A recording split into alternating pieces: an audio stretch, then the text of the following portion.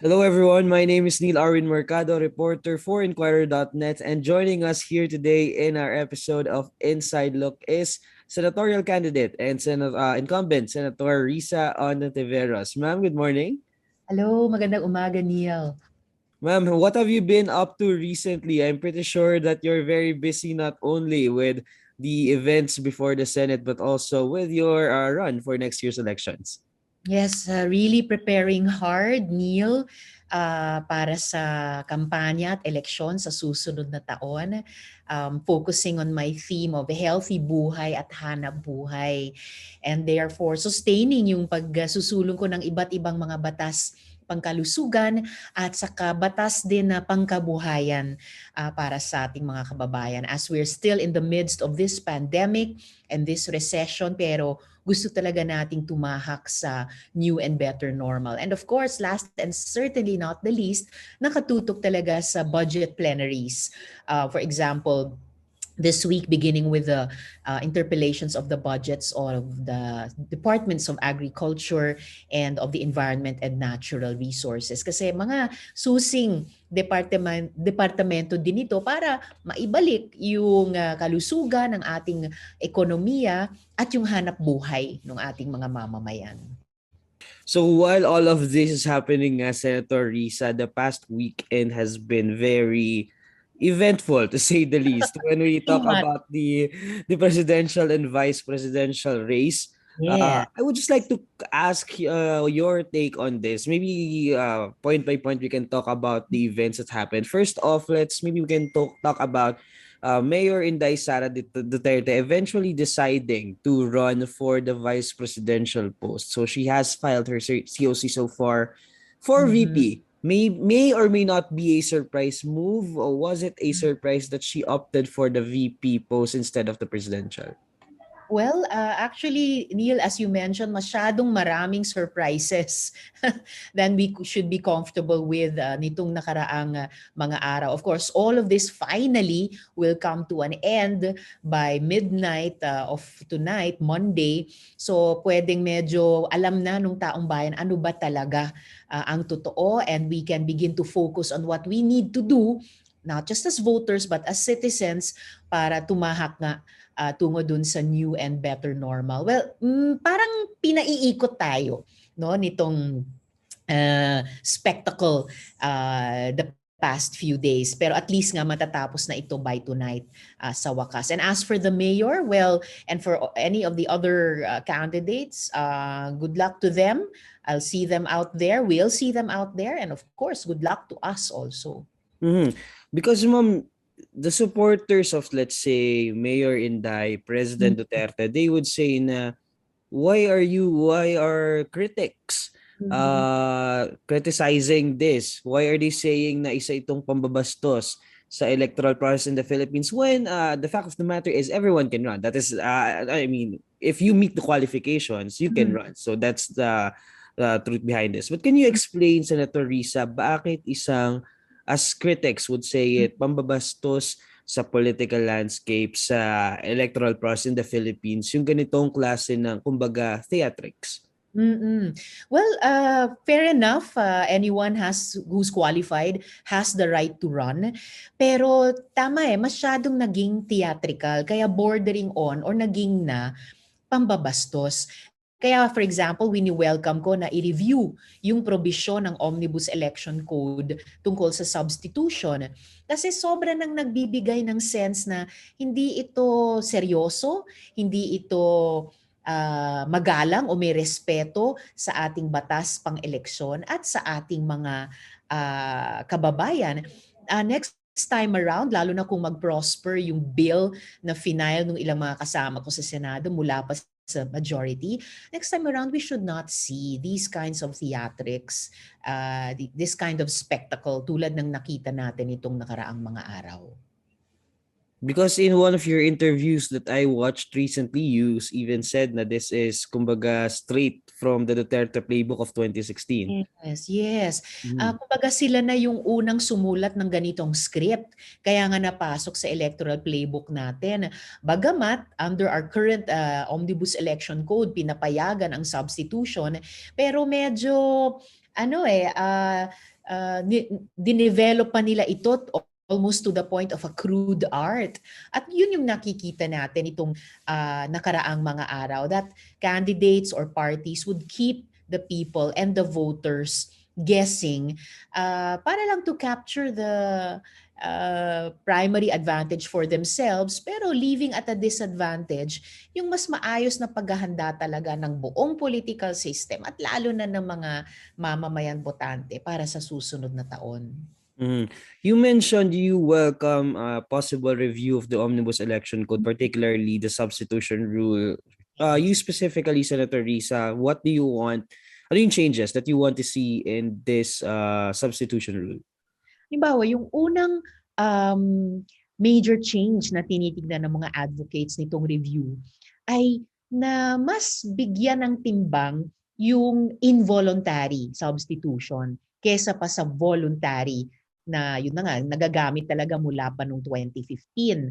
So kapag ka ang involuntary, ang mass o solong option, then that would more properly leave the management of the elections in the hands of the Commission on Elections, na sila yung makapagsabi kung wag naman sana may mamatay na kandidato o somehow ma-disable from participating, then the substitution will kick in. Pero hindi katulad nitong nakikita natin na voluntary to the point of nang aabuso na papalit-palit na lang from day to day, posibleng iba na naman ang configuration ng mga kandidato at partidong tatakbo.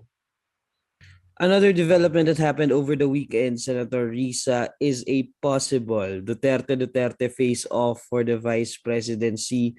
As we speak, President Duterte has not filed his certificate of candidacy for vice presidency. So this is all speculation, although PCOO Secretary Martin Andanar has said that President Duterte will file his COC today.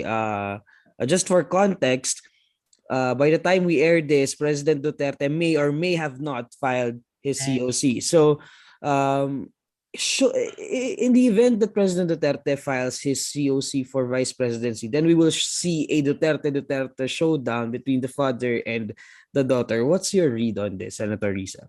Well, choice yan ni Presidente kung yun ang gusto niya. Pero talagang kung matuloy yung ganyang face-off, makikita natin sa national stage yung isang napakasakit na face-off na nakikita natin usually sa local level lang. At kahit sa local, ang sakit ng tignan, di ba? Para sa mga pamilya, lalo na sa national. And of course, kapag ganung klaseng face-off ang makita natin, halimbawa sa VP race, ang nasasaktan dyan, hindi lang isang pamilya, pero I would say the whole national family. Dahil, di ba, saan ka naman nakakita ng ganyang klaseng candidacies? But as I mentioned earlier, choice yan ni Presidente kung yan ang gusto niya. And in the end, as to the daughter, the same to the father. Good luck sa kanila, but we'll all see each other out there. At basically, Neil, naniniwala ako, nananalig ako na titignan at titimbangin ng ating mga kababayan at botante yung mga track record ng bawat isa at yung mga platform ng bawat isa. Confident ako na makikinig sila sa gusto kong sabihin at gustong sabihin ng lahat ng mga kandidato at partido na seryoso sa prosesong ito. You brought up a very good point, Senator Risa. This is something that we usually see in the municipal level, the barangay level, that siblings or relatives or first or second degree family members fighting over the same position. But now it's in the national level. We've seen it before then in the senatorial race, but I don't think we have seen it in a position as high as the vice presidency. So, are there any dangers to this kind of setup that candidates from the same family are vying for the same position, not only as a simple position, but something as high as the vice presidency? Well, matagal na nating pagkukulang sa utos ng konstitusyon, di ba? Magpasa ng anti-dynasty law. But what we are seeing in this possible scenario that may shape up today ay yung ganyang klaseng estilo ng politika sa lokal at partikular sa isang lokal ay talagang writ large on the national stage. Well, in a way, namimihasa na rin sina Presidente sa ganyan, di ba? Subukang um, idomina ang national scene the way they have tried or have been able to a particular prime city scene or province or region. At nakita natin yung epekto nito in the last half decade in terms of the human rights situation, in terms of the economic management, lalo na ngayong pandemya, in terms of national sovereignty. So sa halip na matuto tayo sa mga leksyon sa mga lokal natin and apply good lessons to the national, baka parang contrary pattern ang nangyayari na yung mga not best but worst practices in some of our localities ay yun pa ang nabibigyan ng national platform. So, 'di ba? It's a pattern that has been very disturbing the past more than half a decade. At sana wag ito nating palampasin bilang mga mamamayan at botante hanggang sa national. So as the days pass, mas pataas ng pataas yung stakes sa susunod na eleksyon.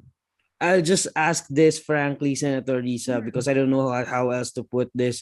But what do you read of this possible Duterte showdown? Is this the Dutertes trying to secure at least the vice presidency within their family, or is this a genuine face-off between the President Duterte, and Mayor Sara? Hindi ko masabi kung genuine face-off ito. It could be, in which case napakasakit, no, para sa alimang pamilya. Pero kung hindi naman ito totoong face-off at tactical lang ito, well, I wouldn't put it past the president. Napaka street smart nila, di ba? Ang tindi ng political sense nila in that old style kind of way. Pero pag masukat natin kung ano ba talaga ito, then yung mga sa atin na ayaw na natin ng ganitong klasing pamumulitika at lalong ayaw na natin ng ganitong klaseng politika at paggogobyerno, then we should come up with an effective way to neutralize that kind of approach at maghain sa ating mga mamamayan at botante ng isang epektibo at attractive na alternative. So last question on this topic, Senator, is Senator Bongbong Marcos and Mayor Inday, they seem to be running as a pair now, although they are from different parties technically, so they are not technically a tandem, but in a way, Mayor Inday Sara has become the adoptive tandem or running mate of Senator Bongbong Marcos. What will a Bongbong Marcos Inday Sara Duterte presidency and vice presidency look like in your opinion? Well, ngayon pa lang kung ganun ang tandem sa pagkampanya, juggernaut. And para dun sa atin na umaasa na ibang klase at mas mabuting klaseng paggogobyerno sa susunod na administrasyon, iba yung hugis nun kumpara dito. So, but as I said earlier, we will all see them both or all out there. No? Good luck to them. Good luck to us. It's on us na kung paano namin haharapin at paano namin tatapatan at paano namin susubukang mapanalunan ito sa halip na sa kanila. Now, with that said, you open up the opposition naman. Let's talk about the opposition. What is the are you privy of any talks about like maybe the plans or the strategy of the Team Lenny right now? Because she is the face of the opposition, I would say, in the vice presidential race. In the presidential race right now, her together with Senator Kiko. So you mentioned that it's now up to the opposition and how you're going to face this seemingly powerful tandem of BBM and Mayor Inday Sara. What are the plans right now of the opposition? Well, nag-uusap pa kung papaano yung grand strategy led by VP Lenny and Sen Kiko, tapos kaming mga senatoriables nila. Marami-rami na sa amin ay naghahanda para sa pre-campaign at magsisynchronize kami, magvo-vault in kami sa ilalim ni na VP Lenny at Sen Kiko. I'm very excited about that dahil gaya ng sinabi ko kanina, Neil, naniniwala ako na makikinig ang mga kababayan natin sa what we all have to say. So it's going to be really a very, very good, if very, very difficult fight. There was this one Facebook post that I read over the weekend, Senator Risa, pointing out what happened with the opposition before the filing of the COC and all that, because yun nga, na-open nga itong mga events over the weekend. Mayor Inday Sara opting to vie for the VP instead of the presidency. So this Facebook post that I read, sabi dito, is it showed the kung gaano ka organized in a way yung side ng administration, if we can call it the administration slate, na when it comes to fielding in their candidates, that they do not necessarily go against each other. Granted that we've had the unity talks within the opposition. There were attempts by VP Lenny and the other candidates that they have a single candidate. Eventually, it did not pan out. We had several candidates who were supposed to be in that unity talks who are vying for the same post right now.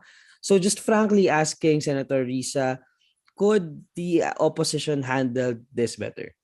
Yes, and hindi pa tapos ang lahat. Kasi hindi pa nagkakaroon ng unity slate. Hindi pa. So hindi pa tapos yung kwentong iyon. Pagkamat there are more than one opposition and non-admin presidential and VP tandems. Pero masaya ako na nakapag-usap ang karamihan nila prior the filing of certificates of candidacy. At nananalig ako sa katapatan ni VP Lenny at nung iba pa doon sa kanilang mga plataforma. And I am hoping, I'm actually hoping, Neil, na yung pag-asa ko at ilang efforts nung nakaraang 2 taon kaugnay ng isang united front may still bear fruit sa mga susunod na buwan hanggang pa sa panahon ng kampanya, because I believe that VP Lenny and the other candidates all want a change in the kind of politics and governance na nakita natin itong nakaraang kalahating dekada. So kung organisado man ang administrasyon, may capacity din kami sa opposition at non-admin para sa ganong klaseng organisasyon din. Now let's talk about your senatorial run, Senator Risa. One question, latest survey show that you are included in the Magic 12, not necessarily at the top, but not necessarily din doon sa, kumbaga, danger zone, I would say, in the Magic 12. But as people would say, these are just surveys. Nothing really matters until the May 2022 elections. But Senator Risa, how are you planning to stay within the Magic 12? Work very, very, very hard pa rin. Oo. Kung ano yung matinding trabahong ginawa ko at ng opisina ko nitong nakaraang kalahating dekada to work especially on those laws on universal healthcare and for women, children, and families, including gender equality.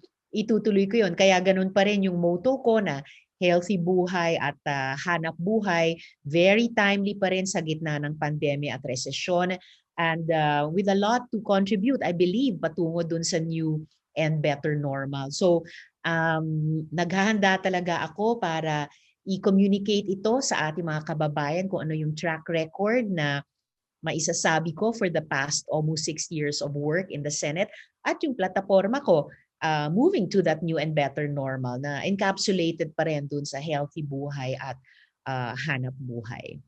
I have a phone-in question here, Senator Risa. Pinapatanong, you are a re-electionist senator.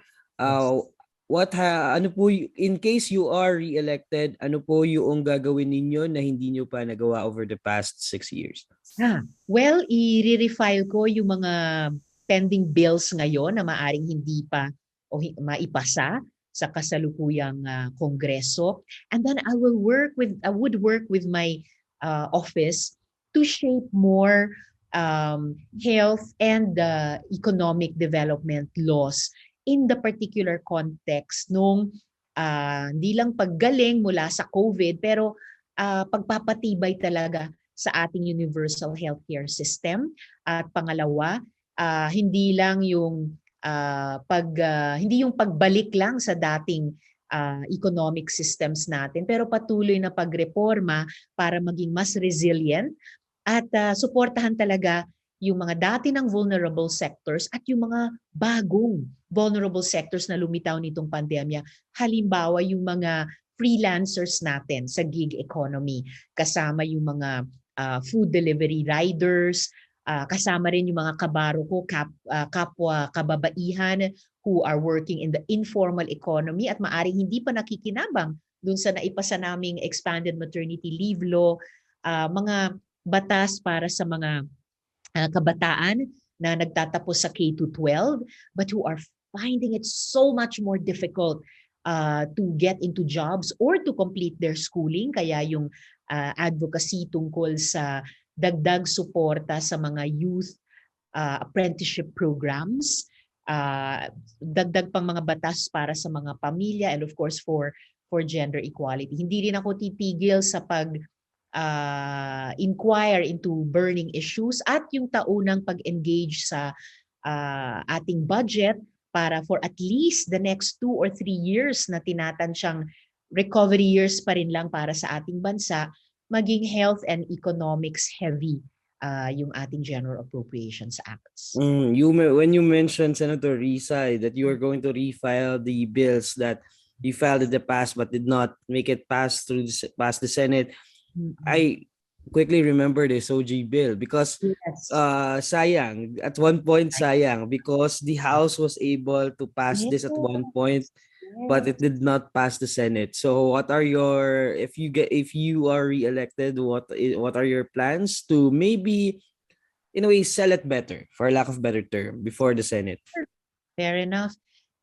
Kung hindi pa rin maipasa yung SOGI Equality Bill ngayon, kung mahalal ako ulit, i-refile ko talaga siya. Kasi that's the least I can do as an ally of the community. Kasi 20 taon na, 2 dekada na, isang henerasyon na nilang isinusulong ito. And to be able to sell it better, well, iuulit ko sa mga magiging kasama sa susunod na kongreso kung mahalal ako ulit, yung kahandaan ng community and with their allies to introduce or to accept amendments to reassure them in their concerns while remaining true sa heart and soul ng bill na ito. Now, I want to go to the family issue, Senator Risa, because you are also heavily involved in this issue with the probe of the Senate Blue Ribbon Committee. So, huge development over the weekend. The Darganis siblings were nabbed in Davao City while aboard a plane bound for Malaysia. I'm reading here. Singapore, Yes, but they are bound or supposedly bound overseas despite having being cited in contempt. Tama po ba, Senator Risa? Tama po. Kaya mabuhay kina Senate Sergeant at Arms General Samonte at ang OSAA, the Office of the Senate Sergeant at Arms, for intercepting them, preventing their flight. At ngayon na nadakip na sila, pwede na silang ipaharap ulit sa Blue Ribbon Committee. And I'm really hoping, Neil, that with this development, they will finally answer completely and truthfully the pending major questions. Lalo na halimbawa yung cost of goods sold ng Pharmally sa ating gobyerno para makwenta yung tax liabilities pa rin nila sa gobyerno rin. Does it say anything, Senator Risa, that they refuse to attend these several Senate investigations and now they are leaving the country despite being cited in contempt already? Is it telling of something? It's very telling, Neil, yung kakulangan nila ng pagrespeto sa proseso ng Senado at higit sa amin, their lack of recognition of and respect for the public's apparent intense, not just interest in or support for the process, but desire to get the answers to those questions. At bakit ganun sila kalakas loob, no, na umalis sa hearing, wala man lang paalam sa aming chairman, to be absent for several hearings, and now to attempt flight. Diba sinasabi nga na flight is a sign of guilt. Kasi kung wala kang itinatago, bakit ka iiwas? So other interesting questions will have to be asked. Why were they apprehended? Why were they found in Davao City? Bakit may chartered plane? Sino nag-arrange niyan? At bakit papunta sila sa Malaysia at sa Singapore? So what was the plan there? So what is the plan now of the Senate Blue Ribbon Committee following the arrest of the Dargani siblings? Well, I'm almost sure that in the next hearing, which I believe is set for the 27th of this month, that the chairman will require their appearance and that we will compel them to finally be forthcoming with their answers.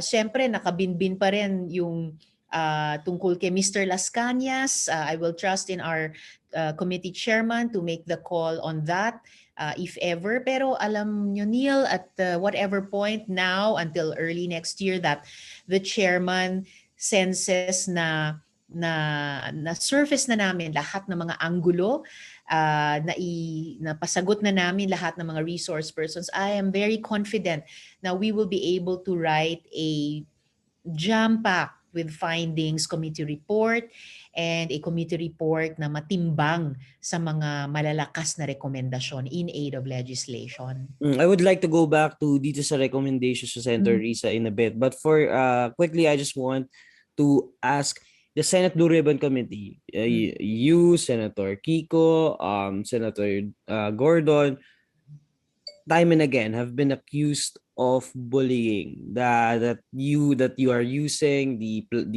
investigations as a platform for your political plans in 2022, that because you mentioned that the move of the Dargani siblings shows their disrespect of the senator of the processes of the Senate, but your critics would say otherwise, that it's you who are disrespecting the resource speakers. It's a Senate committee disrespecting the resource speakers. What can you say about that? Not at all, Neil. We have always treated them with respect during the hearings. Mula kay Ms. Mago, pag ni-review natin yung video niya, walang pagka-forced responses yung ibinigay niya sa amin. She was very calm. She spoke in measured tones, mabagal. Mukhang humihinga siya ng relaxed. At kami ay nagtatanong lang. Nagtatanong sa kanya at hinihingi yung kanyang sagot. I can say the same for the Darganis in my questioning of them. At kung kahit yung aming witness dun sa video at yung sworn affidavit na ibinigay sa opisina ko, siya mismo sa pangalawang affidavit niya, pinabulaanan niya any accusation, future accusation which has now come forward of bribery. At kahit binabaliktad niya ngayon, yung mga resibo namin of all the communications will show na hindi totoo yung sinasabi niya ngayon. And as for critics' accusations of politicking on our part, naku Neil, last year pa, simula pa lang ng pandemya at ng mga quarantines, I already called the attention of the executive to this formally. And to the mukhang apparent overpricing of pandemic supplies. The same can be said for my colleagues, Sen Frank, about overpriced test kits, Sen Ping, about overpriced acid nucleic extractors, Sen Grace, about overpriced PPE. So, in fairness sa Senado, isa't kalahating taon na kaming nagre-raise ng ganitong mga tanong. At kahit naabutan na tayo ng pre-campaign period, hindi pa rin kami tumatalikod sa tungkulin namin to make sure that government funds from taxpayers' money is spent well, lalo na kung para sa pandemic supplies in the middle of this terrible pandemic. When can we expect the release of the Senate recommendation, Senator? Well, as soon as the chairman says, okay, we have enough hearings, we close this or we adjourn this, masusulat na yung committee report na iyan. In Mm-hmm. fact, the chairman has in fact announced publicly na nagda-draft na kami ng preliminary report dahil punong-punong-puno na so far ng findings and possible recommendations. So I'm sure that we will just take the time that is necessary to write it up. But kumbaga, the committee report could practically write itself. Because Senator Risa, as much as we have so much questions regarding this investigation, fact of the matter is the terms of some of the senators are ending. Oh, yes.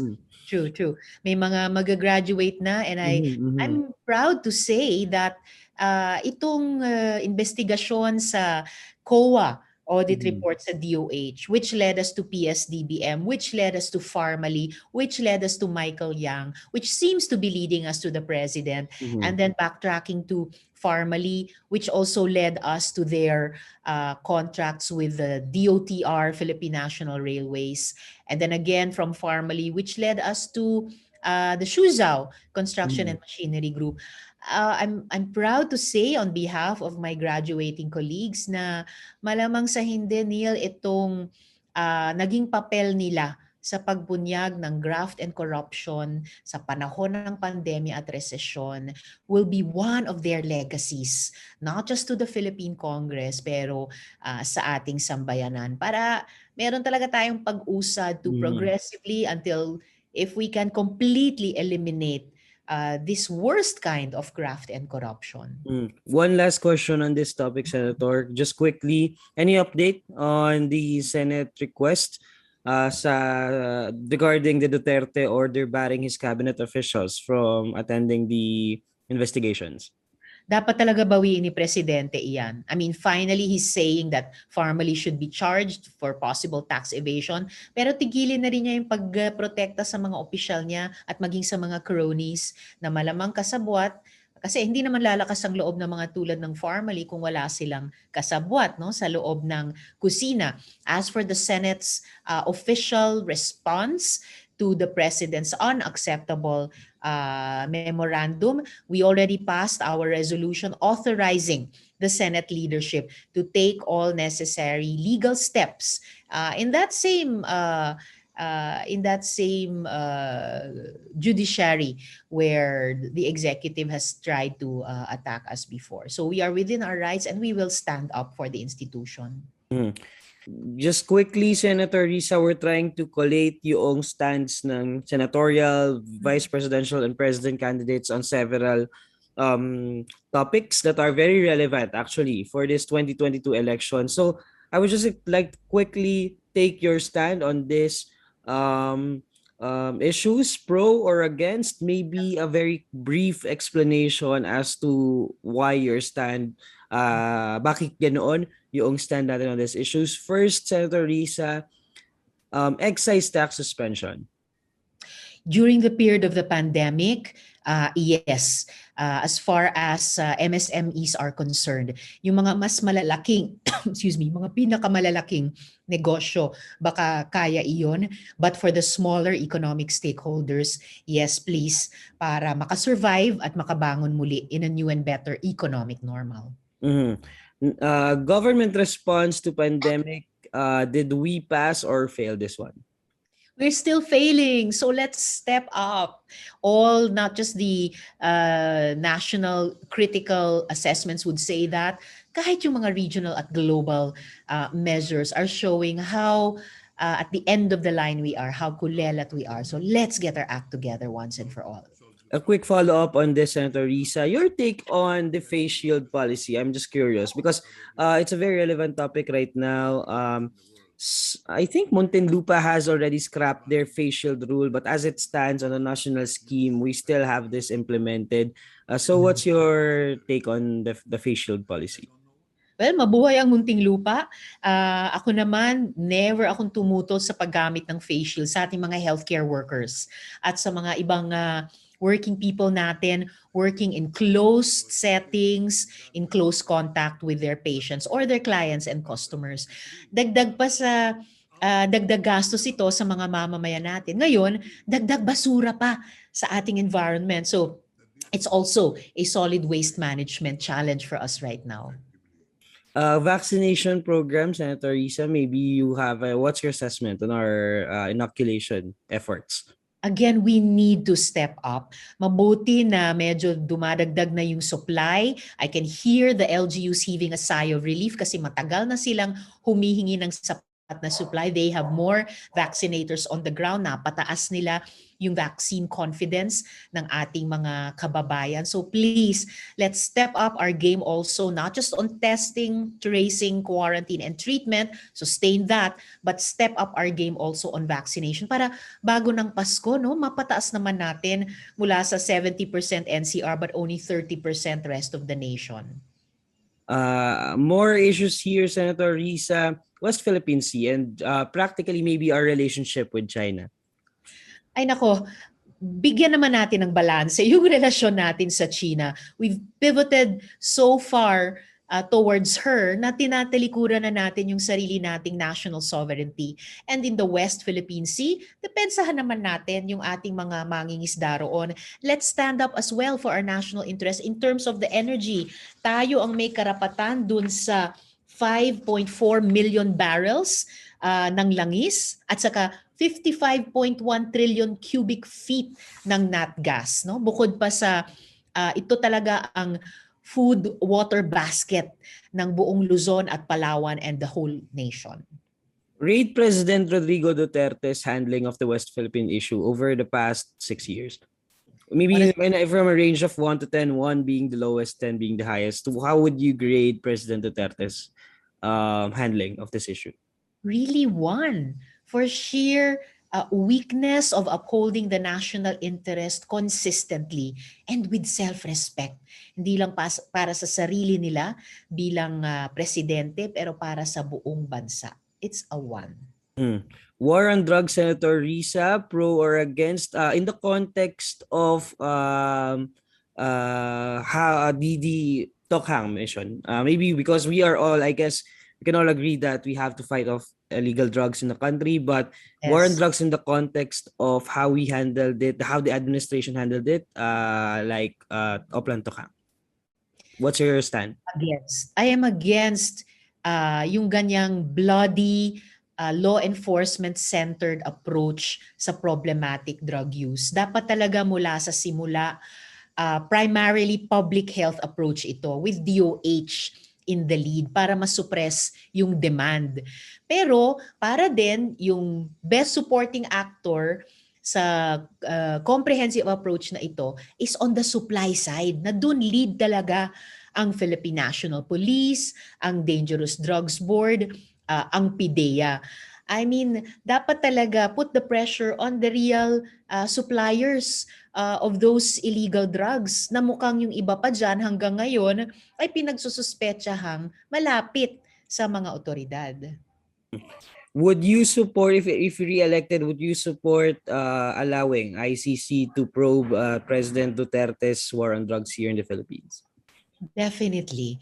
Matagal nang hinihintay yan, bunga ng mga naunang investigasyon ng Commission on Human Rights, ng Kongreso mismo, lalo na ng Senado. So dapat lang tayo bilang dating miyembro at sana maging muli ng ICC, dapat bigyan daan ng ating bayan at ng ating mga liderato. Same-sex marriage / civil union, Senator Risa. Oh, civil unions, I'm very much for that. Even the Pope has spoken up with openness towards that. As for same-sex marriage, first things first, SOGI Equality Bill, please, na wala pang hinihinging bago o espesyal na karapatan. Once we pass the SOGI Equality Bill, I will be so happy as an ally and remain open to the community, no, bilang sektor na bahagi ng ating constituents kung sila ay mag-draft din at maghahain ng bagong bill pa. But first things first, SOGI Equality Bill. Just anti-stigma, anti-discrimination in all aspects of civic life. Divorce. Meron akong naka-pending na dissolution of marriage bill, no, para luwagan naman yung pagkakataon sa bawat tao na umibig ulit, mag-commit ulit sa kasal, no, mag-alaga at magpalaki ng pamilya beyond the current requirements and restrictions of legal separation at saka annulment. Requiring public officials to disclose their salents. Of course. And public access That's na rin, right. Senator. Yes, ang aming SALN ay public document. Dapat ay without question subject sa prinsipyo ng freedom of information ng mga mamamayan. Political dynasties. What's your take on this, Senator Risa? Well, ang take ng konstitusyon, 4 na dekada na pala ay dapat magpasa ang Kongreso ng anti-dynasty law. Meron ng best practice sa SK Reform Law.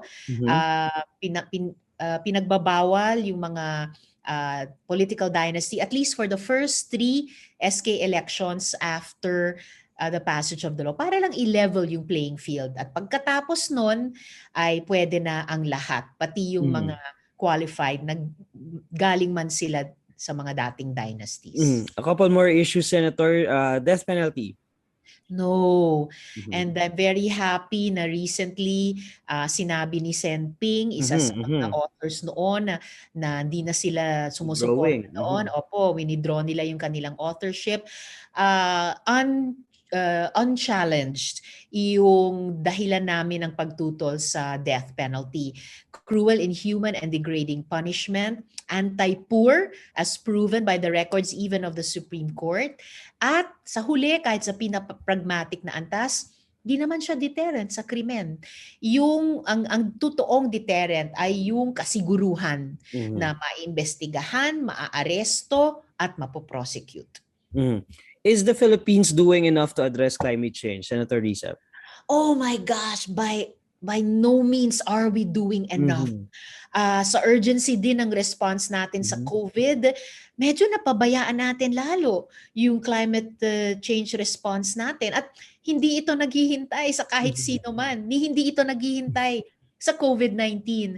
So yung COP26 process with stronger language in general, pero medyo mahinang lengguwahe sa pag-transition out of fossil fuels.